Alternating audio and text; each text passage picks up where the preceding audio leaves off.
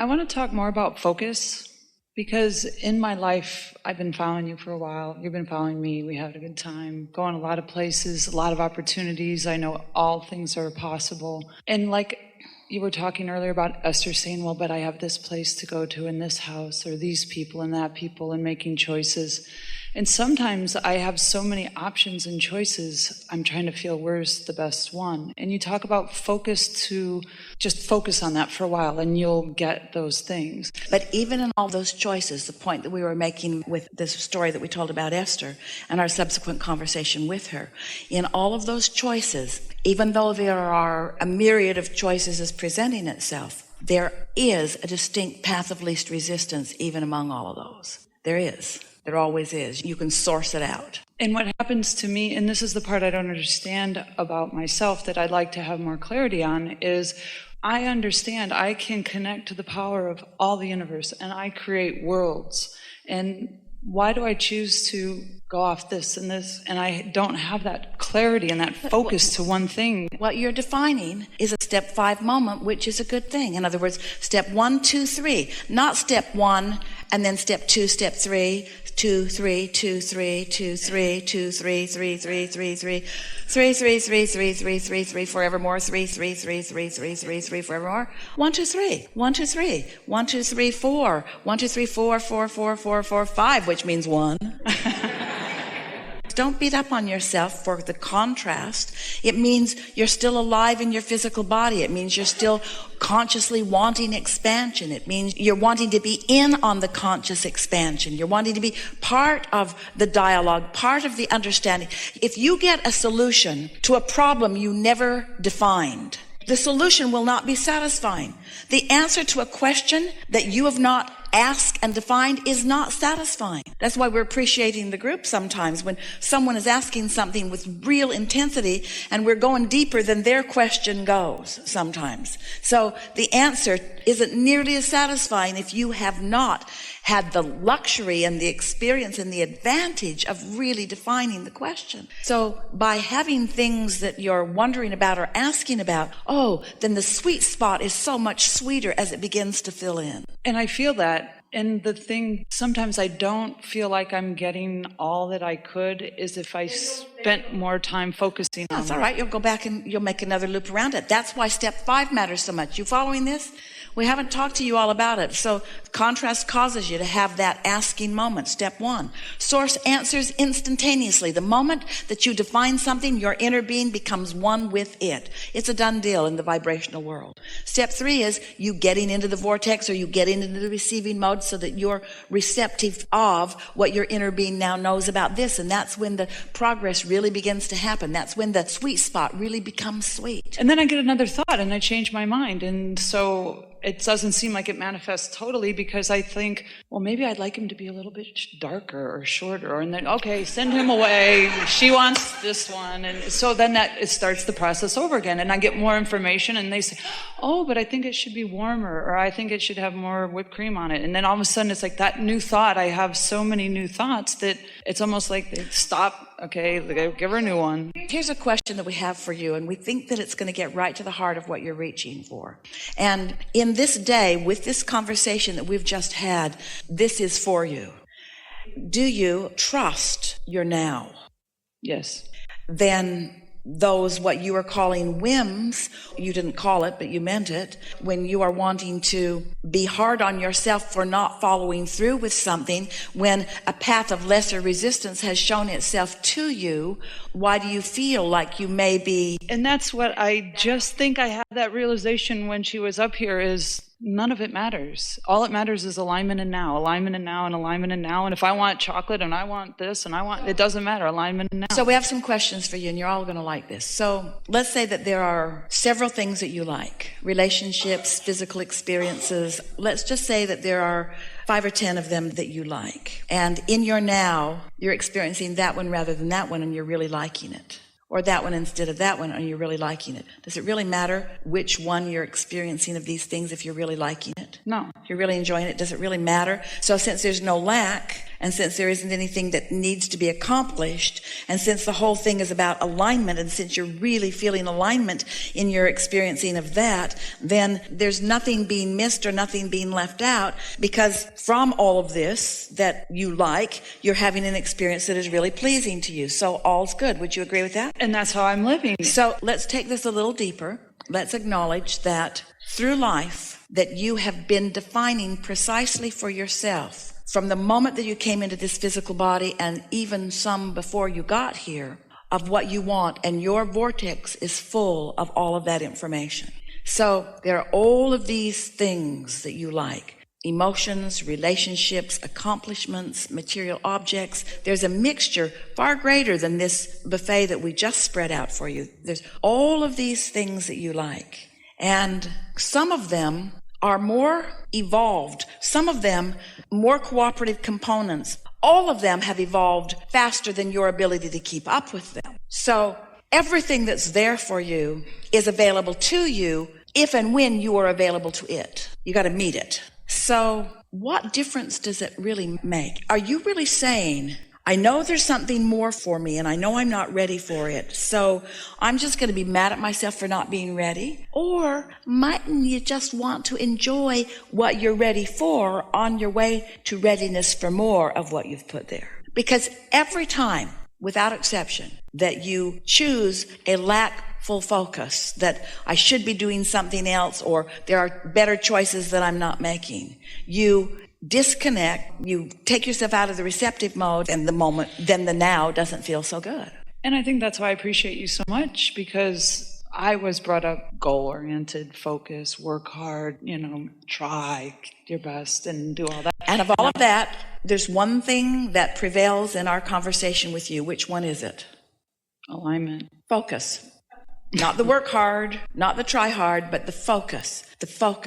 But not focusing for the success, focusing for the pleasure, focusing for the feeling of alignment.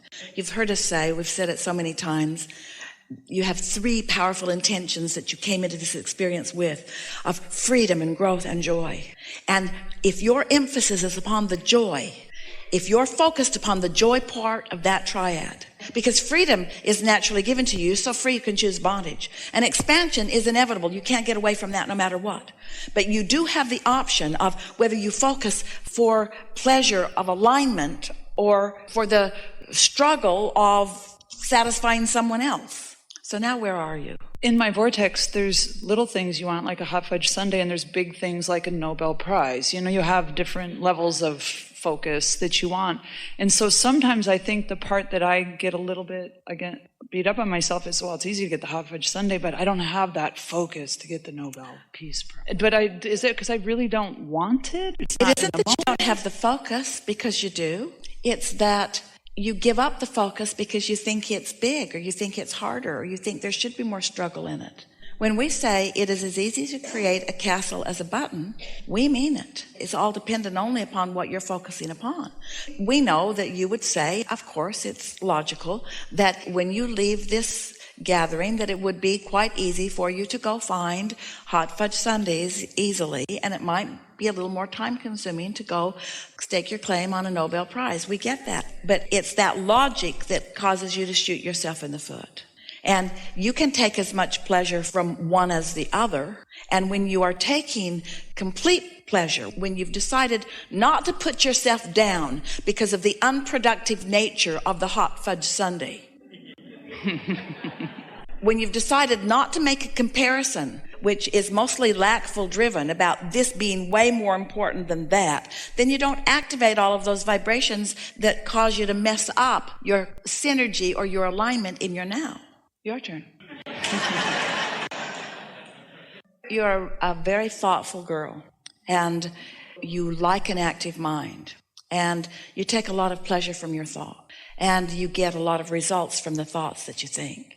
And now you are at the place where most things that most people give thought to and receive come rather easily into place. And so now this comparative nature is making you think, well, now I should reach for greater things. And what we want you to hear from us and come to trust is that those greater things are already in your vortex, and your satisfaction with hot fudge sundaes will lead you there.